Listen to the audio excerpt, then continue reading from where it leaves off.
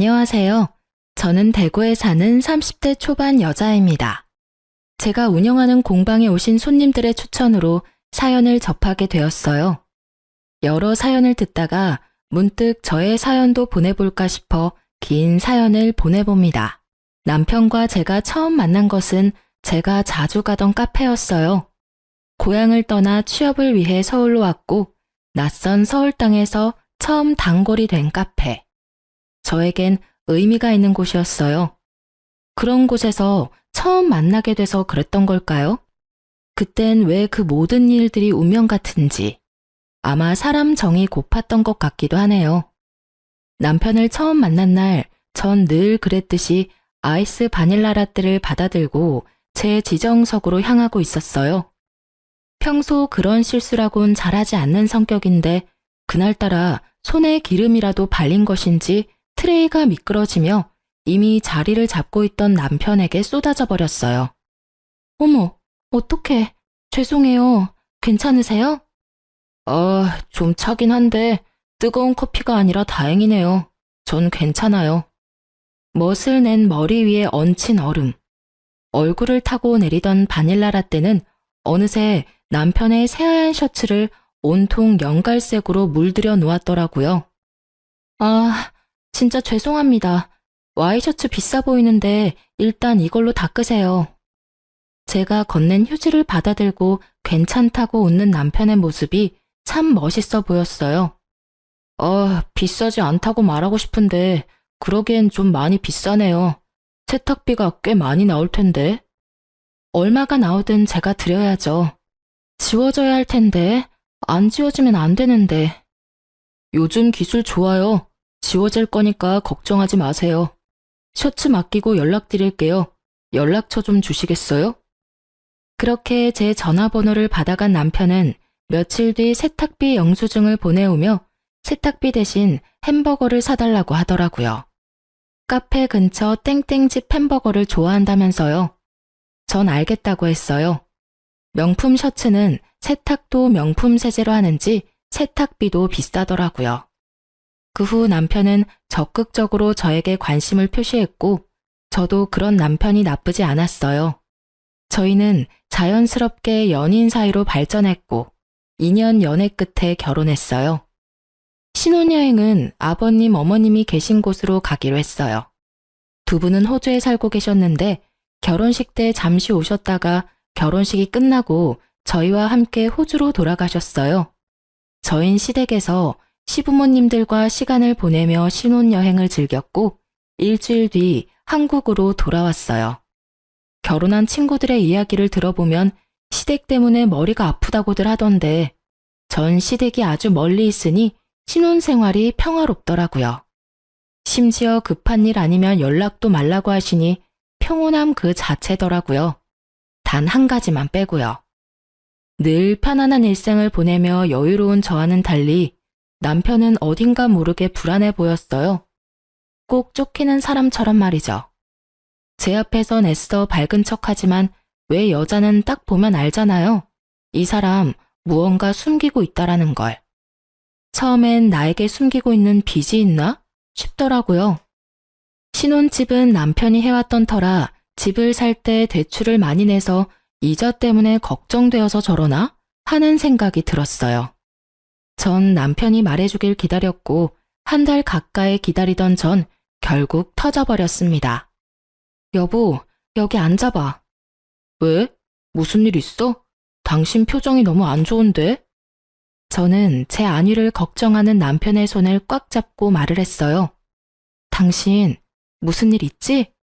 나? 왜? 나 무슨 일 있대? 응, 당신 무슨 일 있어? 나 뭐 별일 없는데? 갑자기 왜 그래? 당신 호주 다녀오고 난 뒤부터 계속 이상해. 내가 이상하다고? 응, 딱 집어서 뭐가 이상하다고 말하긴 그런데 하여튼 이상해. 막 쫓기는 사람처럼 불안해 보인다고. 당신 혹시 빚 있어? 그래서 이자 갚기도 힘든 그런 상황이야? 전 진지한데 남편은 저를 보며 크게 웃더라고요. 왜 웃어? 난 진지한데. 아이, 기다려봐. 남편은 의아한 저를 두고 안방으로 들어가더니 손에 통장을 들고 나오더라고요. 그리곤 통장을 펼쳐 보이며 저에게 말했습니다. 자, 여기. 저번 주에 통장 정리했고 현재 잔액은 이 정도 돼. 날짜랑 금액 확인해봐.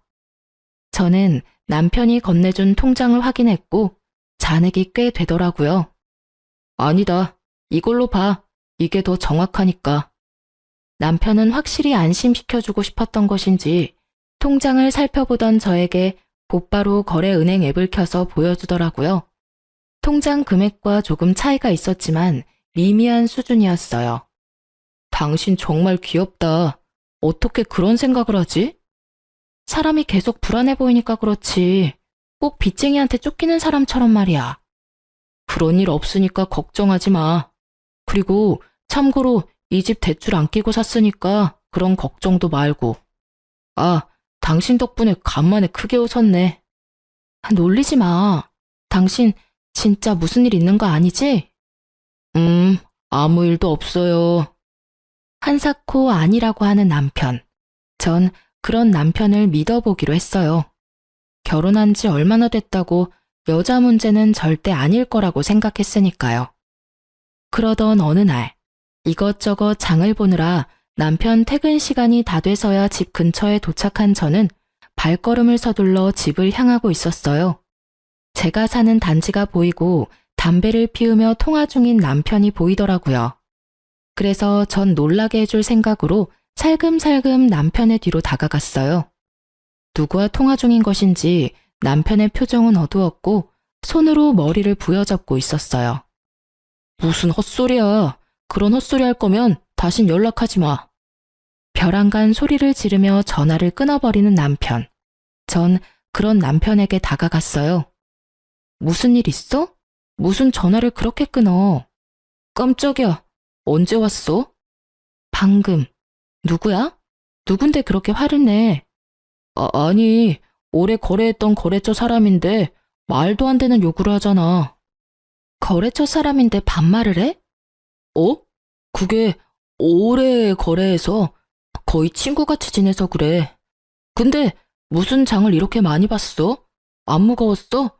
차 끌고 가지. 운동할 겸 그냥 갔다 왔지. 이렇게 많이 살 생각 없었는데 사다 보니 이렇게 됐어. 올라가자. 배고프다. 남편은 짐을 빼서 들고선 저를 재촉했어요. 하는 행동도 그렇고 말도 그렇고 이상하다 싶었지만 그냥 그럴 수도 있겠다 하고 넘어갔어요. 워낙 지금 다니는 회사에서 오래 일하기도 했고 형님 아우하며 친하게 지내는 거래처 사람이 실제로도 있었기 때문에 대수롭지 않게 생각했죠. 하지만 그날 이후 남편의 행동은 신경이 거슬릴 정도로 수상해졌어요. 저와 거실에서 TV를 보다가 전화를 받으러 안방까지 들어간다거나 아예 저 몰래 숨어서 통화를 한다거나 주로 수상한 점은 저에게 통화하는 것을 들키고 싶지 않아 한다는 점이었는데 통화를 들킬 때마다 회사 일 때문에 그렇다고 하니 자세하게 캐묻기도 그랬어요. 의심의 날들이 계속되던 어느 날 새벽에 눈이 뜨여 일어났는데 남편이 옆에 없더라고요. 저는 남편을 찾아 거실로 나갔고 남편은 거실에서 통화를 하다 황급히 전화를 끊더라고요. 이 새벽에 회사 일로 통화할 일은 없을 테니 당황하는 남편에게 따져 묻기 시작했죠. 누구야? 또 회사 사람이다 거래처 사람이라고 하면서 피해갈 생각하지 마. 회사가 부도난 것도 아니고 새벽 3시에 일 문제로 전화할 리 없다는 거 정도는 초등학생도 알아. 이번에도 솔직하게 말해주지 않으면 나 진짜 화날 것 같으니까 기회 줄 때 솔직하게 말해. 남편은 서 있는 저에게로 다가와 손을 맞잡더라고요. 제 손을 잡은 남편은 우물쭈물 망설이다 말을 꺼냈어요. 그게 사실은 당신이랑 만나기 전에 사귀었던 여자한테 계속 연락이 와서 그랬어. 뭐? 당신 나랑 결혼한 지 얼마나 됐다고 바람을 피워. 바람 아니야. 처음엔 모르는 번호로 연락이 왔길래 거래처인가 해서 받았어.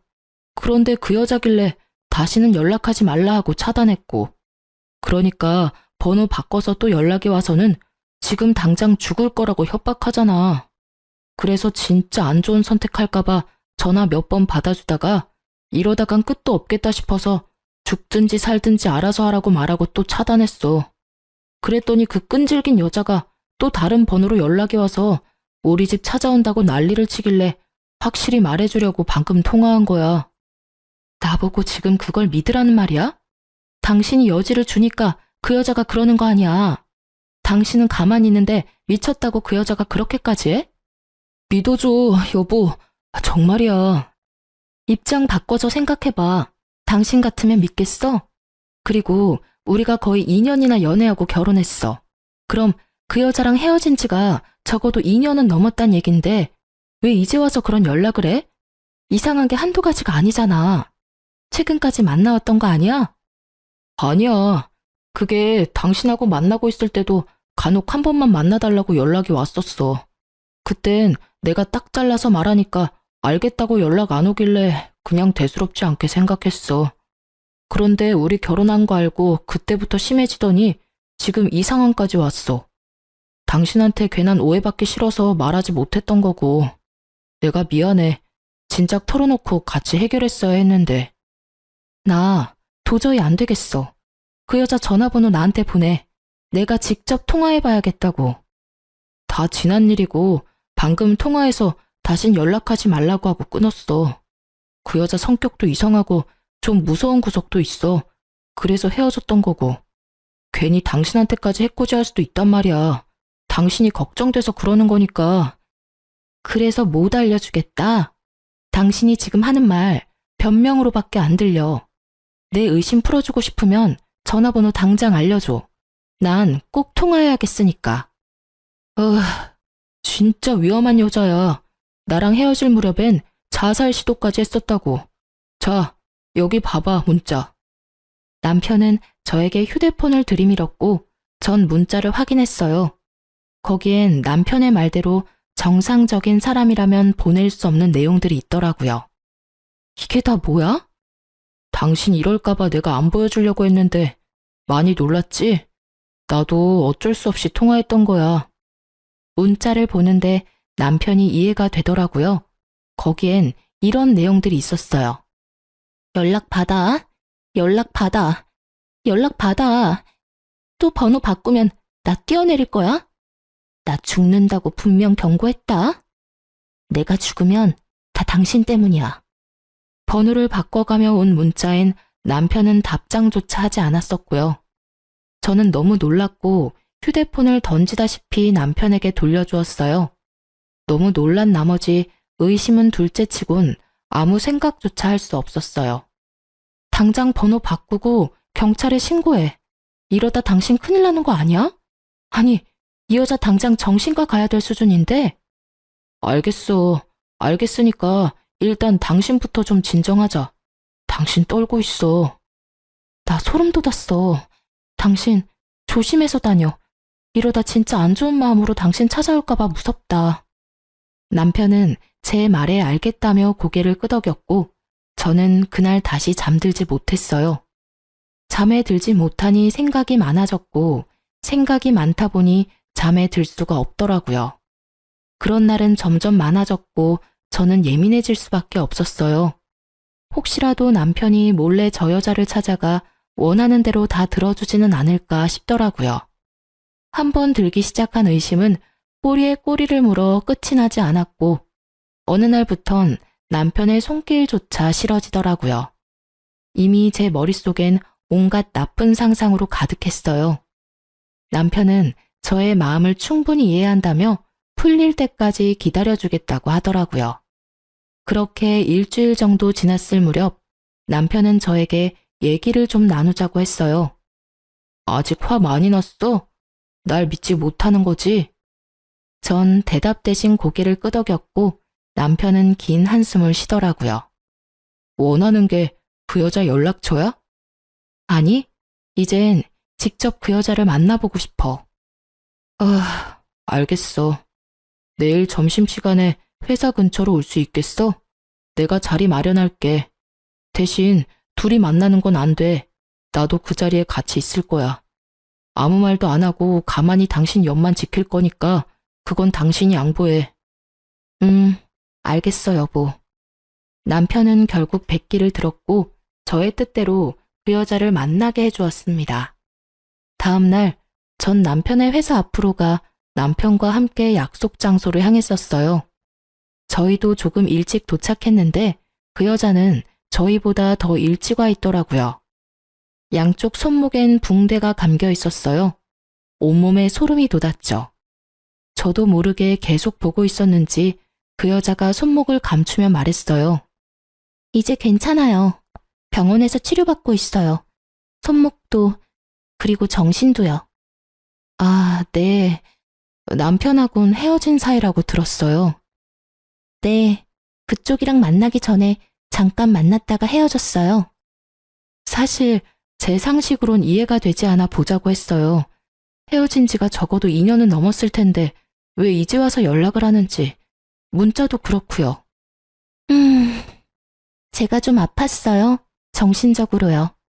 병원에서 분노조절 장애도 좀 있고 여러 가지로 문제가 많다고 하더라고요.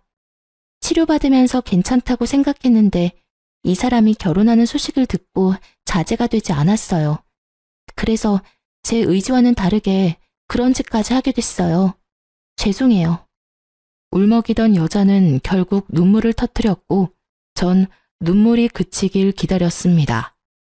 의지대로 되지 않았다며 우는데 마음이 좀 그렇더라고요. 그렇게 한참을 울던 여자는 이제 다시는 그런 일 없을 거라며 원한다면 각서도 써주겠다고 하더라고요. 각서는 됐고 치료 잘 받으세요. 네, 감사합니다. 그럼 약속만 믿고 먼저 가볼게요. 문자와는 상반되는 언행에 조금 이상하다 싶은 마음도 있었지만 별 대수롭지 않게 넘겼어요. 그렇게 전 여자친구 사건은 일단락되었고 약속도 받았으니 더는 그쪽으로 생각하지 않고 있었죠. 큰일을 겪고 나니 남편과의 사이는 더 돈독해졌어요. 남편은 퇴근할 때마다 꽃, 아이스크림, 케이크 등 제가 좋아하는 것들을 꼭 사들고 왔고 전 그런 남편을 보며 행복했죠. 다시 행복한 일상들이 이어졌고 어느 날 남편이 조심스럽게 물어오더라고요. 저기, 여보. 응? 왜 그래? 다름이 아니라 다음 주에 부모님한테 가지 않을래? 나 아직 연차가 많이 남아서 써야 하기도 하고 부모님도 뵙고 싶기도 하고 바람도 좀 쐬고 싶어서 당신만 괜찮다면 같이 갔으면 싶은데 어때? 그런 얘기를 뭐 그렇게 조심스럽게 해. 당연히 나도 좋지. 아무래도 시댁이니까 싫을까봐 그렇지. 여직원들 보니까 시댁 가자고 말하는 남편 입을 꿰매버리고 싶다고 하더라고. 난 아니야. 우리 시댁이 보통 시댁이야? 멀어도 엄청 먼 시댁인데. 거기다 시댁 가는 기분보단 여행 가는 기분이 더 커서 오히려 난 좋으니까 그런 건 눈치 보지 말고 말해. 그렇게 말해줘서 고마워. 그렇게 저희는 시댁 갈 준비를 시작했고 어느새 출국 이틀 전이 되었어요. 마지막으로 빠진 짐이 있나 보는데 언니에게 전화가 왔더라고요. 엄마가 맹장 수술을 하셨다고 오늘 내일은 자신이 있을 수 있는데 내일은 조카를 봐줄 사람이 없어 병실을 비워야 한다고요. 당시엔 아빠도 몸이 좋지 않으셔서 엄마를 간호할 사람이 없었어요. 그래서 전 엄마에게 가기로 하고 남편은 시댁에 가서 좀 쉬다 오기로 했어요. 모처럼 길게 쉬는데 오랜만에 부모님 얼굴이나 보고 오라고 했죠. 처음엔 싫다고 하던 남편도 제가 워낙 강경하게 말하니 알겠다고 했어요. 출국날 남편과 저는 집에서 헤어지고 각자 가야 할 곳으로 출발했죠. 나 진짜 발이 안 떨어져서 그러는데 그냥 장모님한테 같이 가면 안 돼? 몇 번째야. 진짜 안 돼요. 우리 엄마는 나만 볼 거니까 당신은 당신 엄마 아빠 보러 가. 정말 안 돼? 정말로 안 돼. 그러니까 얼른 가. 이러다 비행기 뜨겠어. 휴, 그럼 다음 주에 보자, 여보. 조심해서 다녀와. 나도 조심해서 다녀올게. 남편은 아쉬운 얼굴을 하며 공항으로 떠났고 남편을 보내고 집을 나섰어요.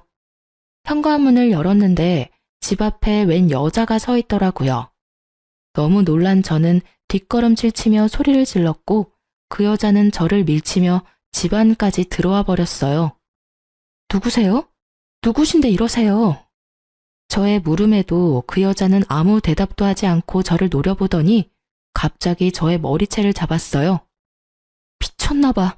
갑자기 왜 이래요? 나 알아요? 이거 좀 놔요. 너 같으면 놓겠냐? 남의 남자 뺏어놓고 할 말은 있는가 보지? 갑자기 잡힌 머리카락보다 더 황당한 말이 들리더라고요. 남의 남자라뇨. 뭔가 오해가 있으신가 본데 저 생각하는 그 사람 아니에요. 일단 이거부터 놓으라고요. 이거 놓으라고. 아니긴 뭐가 아냐? 여기 이병길 집 맞잖아. 내가 먼저였어. 내가 먼저였다고. 네가 내 남자 뺏어갔잖아. 여자는 잡았던 저의 머리카락을 놓고 소리를 지르더니 바닥에 주저앉아 어린아이처럼 울기 시작했습니다. 저는 경찰에 신고하려다가 남편의 이름이 나오길래 그 여자의 말을 더 들어보기로 했어요. 이 나쁜 놈, 나한테 어떻게 그럴 수가 있어? 서럽게 울며 한탄을 하는 여자의 말을 듣고 있는데 도저히 상황이 정리되지 않았어요. 일전에 만난 여자와 지금 내 앞에서 울고 있는 여자. 남편은 도대체 여자가 몇 명이었던 걸까 하는 생각이 머릿속을 지배했죠. 그때까지는 단순히 사귀었다 헤어진 여자인가? 양다리였나? 이런 생각을 했던 것 같아요. 그런데 우는 여자의 입에선 생각지도 못한 단어가 나오더라고요. 이 나쁜 년아, 남의 남편이랑 바람 피운 것도 모자라 이혼까지 시키니까 행복해? 행복해 죽겠어. 너 벌 받을 거야. 너 내가 가만 안 둘 거야. 상간녀 소송이든 뭐든 내가 다 할 거라고. 상간녀, 상간녀라니. 그 여자는 저를 상간녀라고 부르며 온갖 욕을 하기 시작했어요. 전 더욱 이해가 되지 않았어요. 저와 남편은 결혼을 했는데 상간녀라고 하니깐요. 그렇다고 단순히 미친 여자라고 생각하기엔 남편의 이름을 알고 있으니 더욱 머리가 복잡해졌어요. 상간녀라뇨? 저기요, 흥분을 가라앉히고 얘기해봐요. 발뺌 하시겠다. 네가 발뺌한다고 바람 피운 게 안 핑계대는 줄 알아? 여자는 소리를 지르며 또다시 제 머리채를 잡으려고 했고 전 여자의 손을 잡아채며 말했어요. 발뺌이 아니라 제가 진짜 하나도 못 알아들어서 그래요. 그 이름이 제 남편 이름은 맞는데 상간녀라뇨. 저 남편이랑 2년 연애하고 결혼했어요. 결혼을 했는데 제가 어떻게 상간녀가 될 수 있어요? 동명이인 아닐까요? 저 사람이 맞나요? 전 거실에 걸린 결혼 사진을 가르치며 여자에게 물었어요. 저의 물음에 사진과 저를 번갈아 보던 여자는 잠시 말이 없더니 갑자기 미친 사람처럼 웃기 시작하더라고요. 점점 그 여자 무서워지기 시작했어요. 저도 모르게 뒷걸음질을 치고 있었고 그런 제 모습을 본 여자가 아주 충격적인 이야기를 들려주더라고요. 당신 남편이랑 나 3년 연애하고 결혼해서 5년 동안 같이 살다가 5달 전쯤에 이혼했어요. 네? 아니, 사진에 있는 저 남자가 확실해요? 맞아요? 네, 맞아요. 같이 산 세월이 얼만데 못 알아볼까요? 확실해요. 갑자기 나타나 제 머리채를 잡은 이 여자는 남편의 전 부인이었어요. 저는 큰 충격에 휩싸였고 순간적으로 머리가 핑 돌더라고요. 전 쓰러지지 않으려 온몸에 힘을 주고 전 부인의 말에 집중했어요. 나랑 결혼 생활 중에 당신이랑 바람이 났었고 전 그것도 몰랐어요. 내가 바보 같았는지 그 사람이 워낙 철저하게 잘 숨긴 건지 그건 잘 모르겠네요. 하여튼 어느 날 남편이 이제 절 사랑하지 않는다며 이혼을 요구했고 전 자존심이 너무 상해 그냥 이혼해줬어요. 그런데 저랑 이혼한 지 3달도 안 돼서 결혼한다는 이야기가 들려오는 거예요. 그냥 급하게 결혼하네 라고 생각할 수도 있었을 텐데 여자 쪽 무섭다고 느낌이 싸해서 알아봤더니 저랑 결혼 생활 중에 바람을 폈더라고요. 그러니 전 당연히 그쪽도 아는 줄 알았어요. 전 부인의 말을 다 듣고 나니 그제야 상황 정리가 되더군요. 그래요. 남편은 유부남이었던 것이었습니다. 자연스럽게 저는 상간녀였고요. 남편은 지난 2년 동안 저를 속였고 계산해보니 이혼도 하기 전에 저에게 프로포즈 했더라고요. 아무것도 몰랐던 전 결혼을 하겠다고 했고요. 정말 생각지도 못했죠. 곱씹고 곱씹어 보아도 의심스러웠던 순간이 단 한순간도 없었어요. 하긴 그랬으니 저도 저지만 전 부인도 속일 수 있었던 거겠죠. 거기에다 혼자 사는 집도 자주 놀러 갔던 터라 그런 쪽으론 의심해 볼 생각도 못했어요. 정신을 차리고 보니 전 부인 손목에 상처가 보이더라고요. 그러면서 잠시 잊고 있었던 전 여자친구가 떠올랐어요. 그 상처, 그러면 협박 문자 보낸 것도 그쪽이에요? 네, 술만 먹으면 너무 억울해서 저도 모르게. 그럼 저번에 제가 만난 여자는 누구일까요? 네? 전 그간 있었던 일들을 말해줬어요. 전 여자친구라고 했던 여자를 만난 얘기까지 들려주니 전 부인은 고개를 내저으며 한숨을 쉬더라고요. 아, 그쪽도 그 새끼한테 속은 게 한두 가지가 아니네요. 아마 사람 고용해서 저 대신 내보낸 것 같아요. 저는 어이가 없어 웃음이 나더라고요. 전 부인 역시 그런지 허탈하게 웃고 있었고요. 그렇게 헛웃음을 뱉던 저희는 눈이 마주쳤고 뜻을 함께하기로 했어요.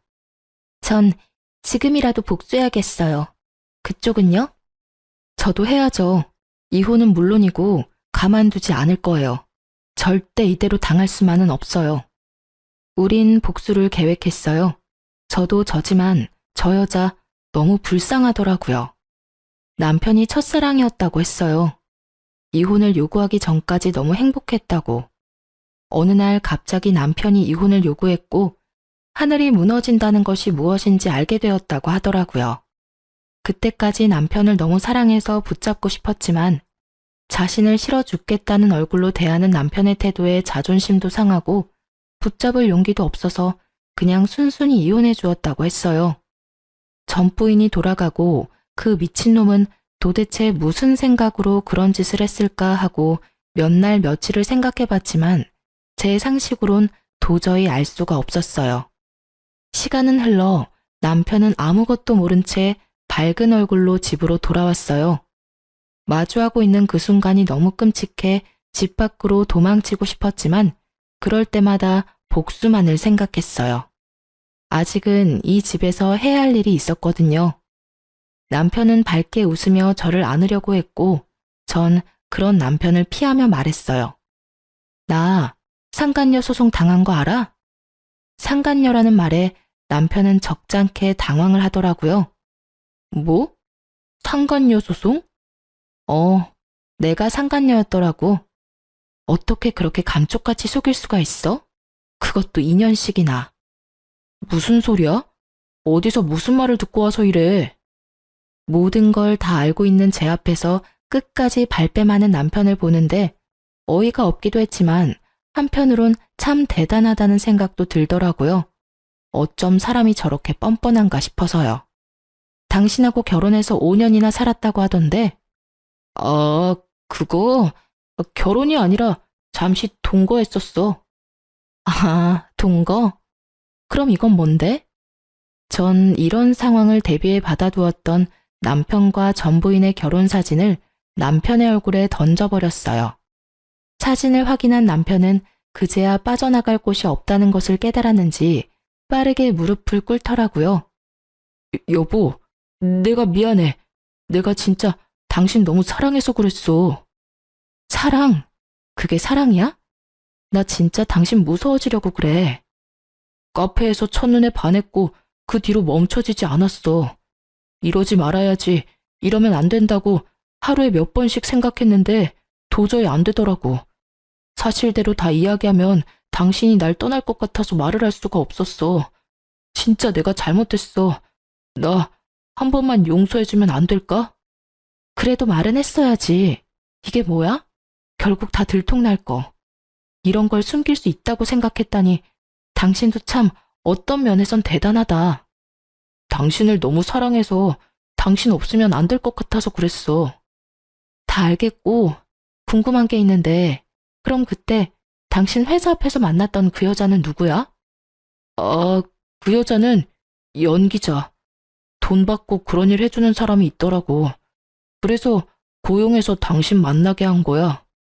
전 부인의 말이 맞더라고요. 남편은 저를 안심시키기 위해 별의별 짓을 다 했더라고요.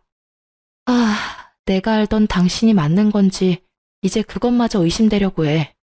날 사랑한다는 말은 진심이야? 진심이야. 그 말만큼은 진짜 진심이야. 나 당신 정말 사랑해. 남편은 저에게 사랑한다며 눈물까지 흘리더라고요. 저를 사랑한다는 남편의 말에 광기가 느껴져 너무 무섭게 다가오더라고요. 남편 몰래 소름이 돋아버린 팔을 쓰다듬으며 남편을 살살 구슬렸죠. 힘 빼지 않고 위자료를 받아내는 것이 복수의 일부였으니까요. 일단 전 부인한테 위자료는 주자. 더는 시끄럽게 만들고 싶지 않아. 돈은 좀 깨지겠지만 어쩌겠어? 당신이 이렇게 만든 걸. 당신이 위자료 좀 마련해서 줘. 그 정도는 할 수 있지? 전 준비했던 말을 꺼냈어요. 일단 땡전 한 푼 받지 않고 이혼한 전 부인에게 위자료를 받게 해주는 것이 계획 중 하나였습니다. 저의 말에 남편은 1초의 망설임도 없이 대답했어요.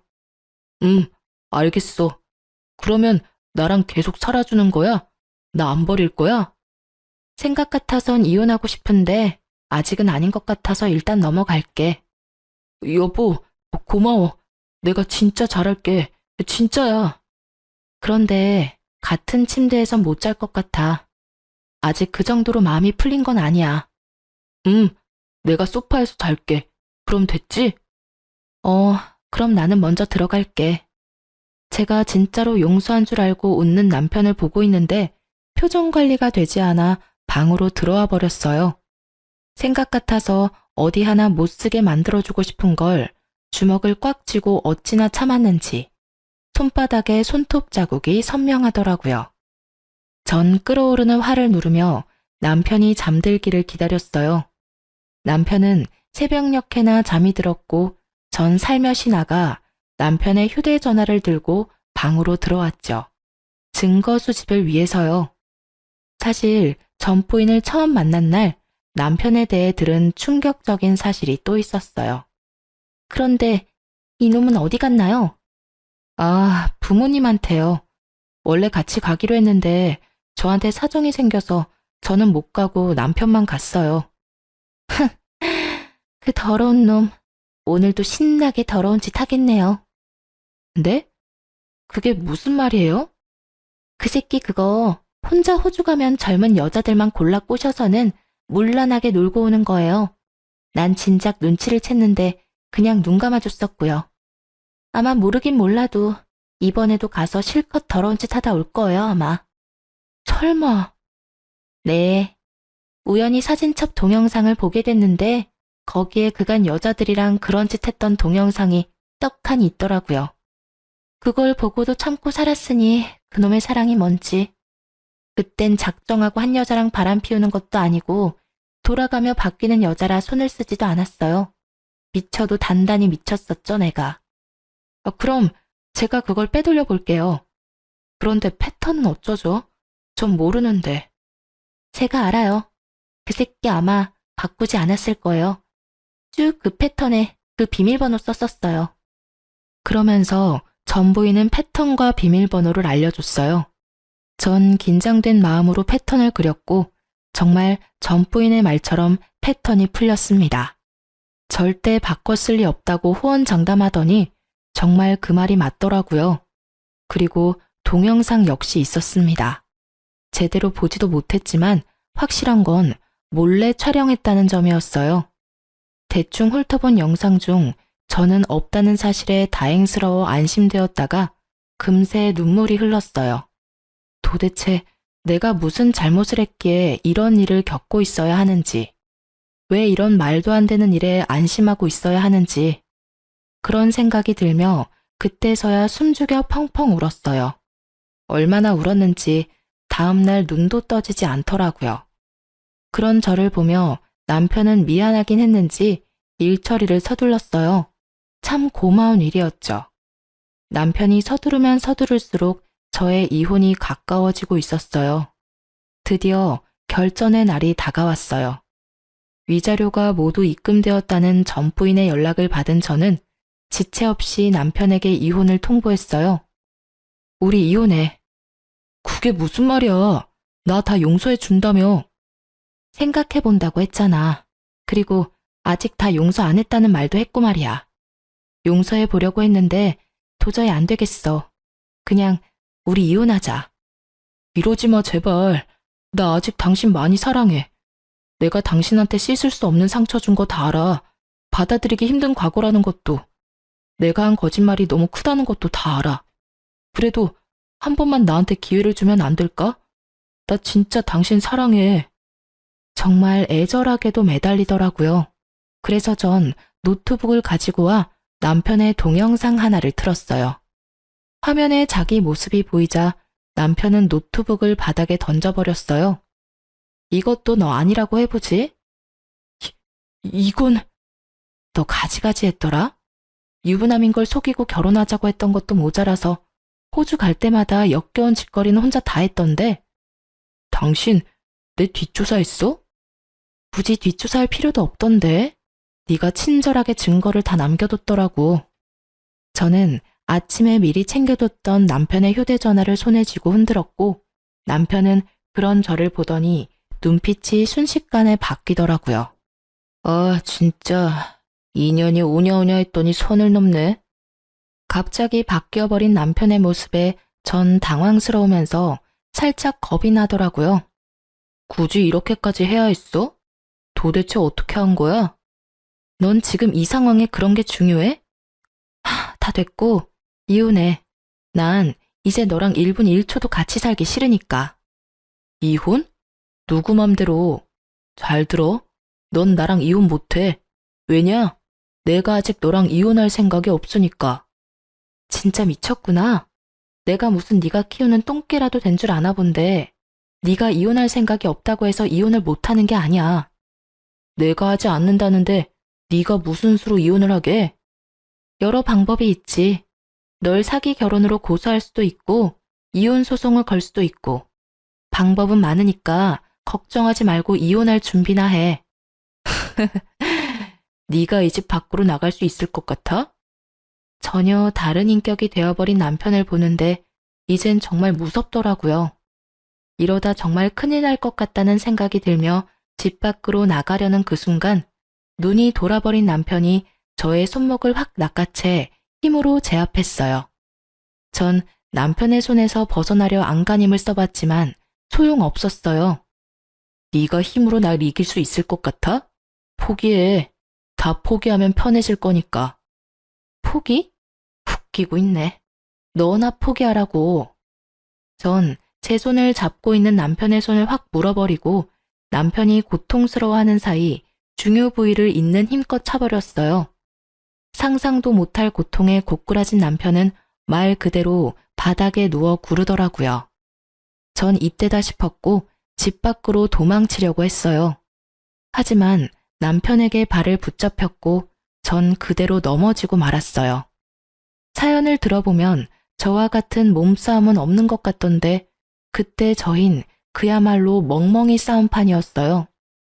하여튼 전 발버둥을 쳐 남편의 손에서 벗어났고 빠르게 몸을 세웠어요.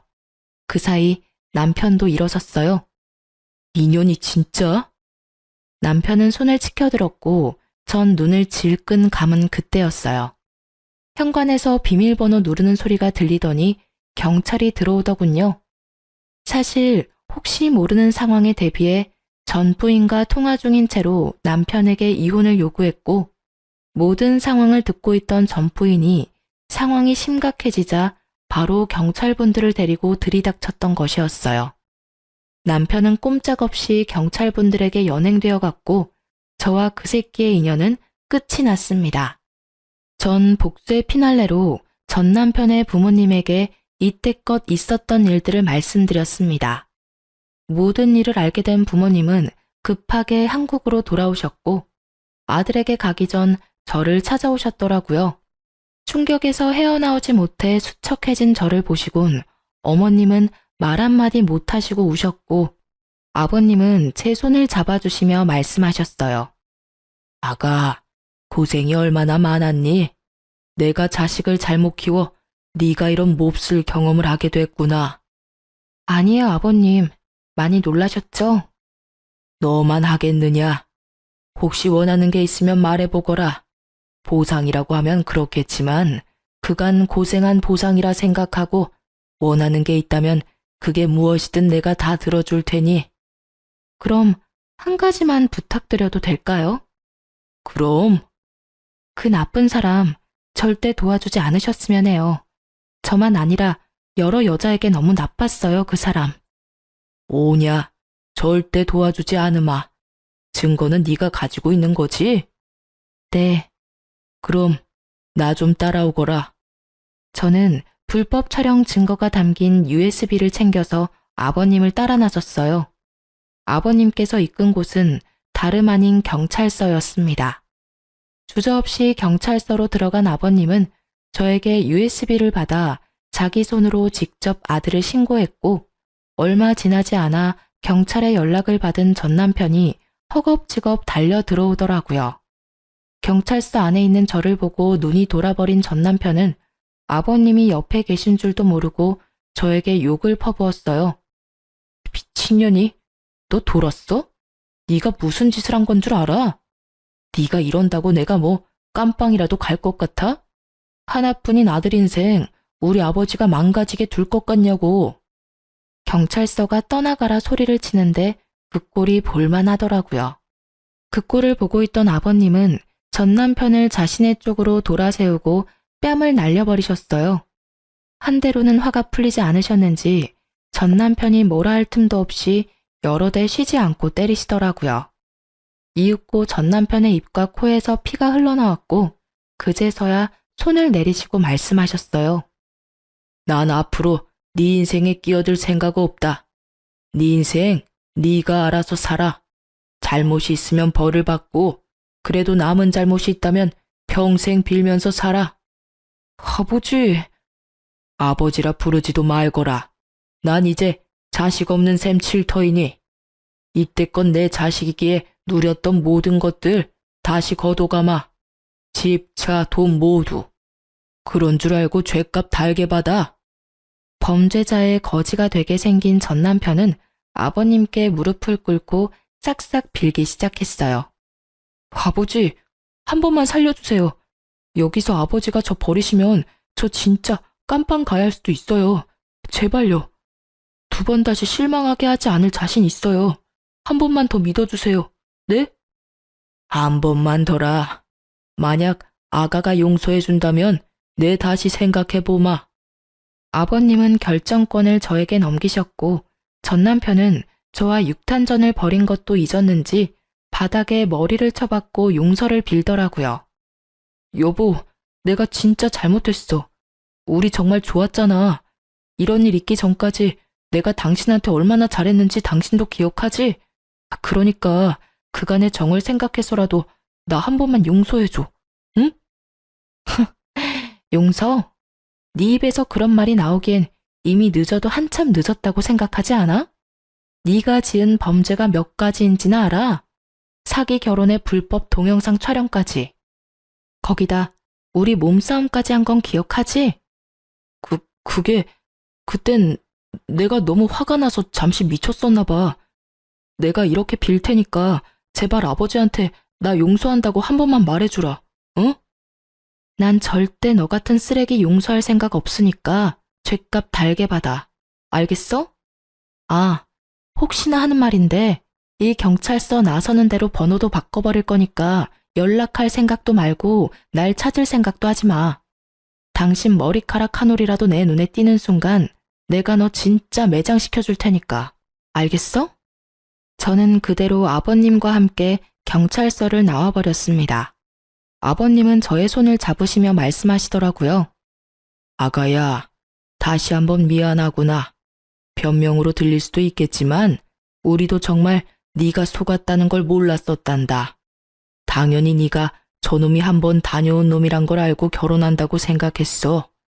이제 와서 생각하면 의심스러운 구석이 한두 가지 아니었는데 그땐 부모된 입장으로 한 번의 실패로 상심이 크면 어쩌지 걱정했던 아들 녀석이 빨리 훌훌 털고 일어나는 모습에 그저 다 묻고 좋게만 생각했던 것 같구나. 네가 속고 있는 줄도 모르고. 아니에요, 아버님. 아버님이 절 속이신 것도 아니고 아버님도 속으신 거잖아요. 그래도 내 마음은 그렇지 않구나. 통장 확인해 보면 네 시어머니가 돈 조금 넣어뒀을 거다. 돈이요? 그래, 돈이 다가 아니지만 위자료라고 생각하고 받아두렴. 새 출발하는데 요긴하게 쓰길 바란다. 아니에요. 저 사람한테 위자료 받으면 돼요, 아버님. 그건 그거고 우리가 주는 건 또 다르단다, 아가. 부디 늙은이들 마음 편히 돌아갈 수 있게 받아다오. 이렇게라도 해야 우리가 조금이라도 마음이 편할 것 같아서 그래. 네, 아버님, 감사해요. 그렇게 저는 무사히 이혼할 수 있었어요. 아니, 혼인 취소를 할 수 있었어요. 힘든 과정이었지만 전부인도 나서주었고 시부모님들도 나서주셔서 저의 혼인은 취소가 되었습니다. 워낙 증거도 많이 있었던 터라 다른 분들보다 수월하게 끝낼 수 있었어요. 전 남편은 저와 전부인에게 준 위자료와 시부모님께서 주셨던 재산을 몰수해가는 바람에 알거지가 되었어요. 동영상 촬영 사건의 조사도 받고 있다 하고요. 그 뒤론 어떻게 되었는지 저도 잘 모르겠네요. 그와의 인연을 완전히 끊고 싶었기에 굳이 알려고 하지도 않았어요. 그리고 저는 이혼 후 고향인 대구에 내려왔어요. 워낙 겪은 일이 보통 일은 아니라서 한동안 트라우마 같은 것이 남더라고요. 지금은 병원에 다니며 치료를 받았더니 사람을 만나면 의심부터 하게 되는 것은 많이 호전되었어요. 앞으로도 꾸준한 치료가 필요하겠지만 전 잘 해낼 자신이 있답니다. 부모님도 열심히 노력하는 저를 믿고 지지해 주시고요. 요즘은 아버님과 남편에게 받은 돈으로 대구에서 작은 공방을 차렸어요. 처녀 때부터 손재주가 좋았던 터라 이것저것 만들어 보고 있어요. 한 가지에 집중하다 보니 잡생각도 안 나고 또 제 손으로 만든 물건들을 보면 뿌듯하기도 하고요. 최근엔 제 물건을 사주시는 분들도 생겨나고 있어요. 수익은 많지 않지만 꾸준히 해보려고 합니다. 사람도 많이 만나며 대화도 많이 나누니 치료에도 도움이 되는 듯 해서요. 전 요즘 이렇게 지내요. 전 남편과 살 때 비하면 넉넉하진 않은 삶이지만 그때보다 훨씬 행복해요. 그때 전 부인이 찾아오지 않았다면 전 아마 더 끔찍한 결말을 맞게 됐겠죠?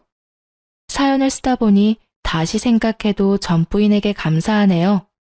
기억을 더듬어 쓰다 보니 길어졌네요.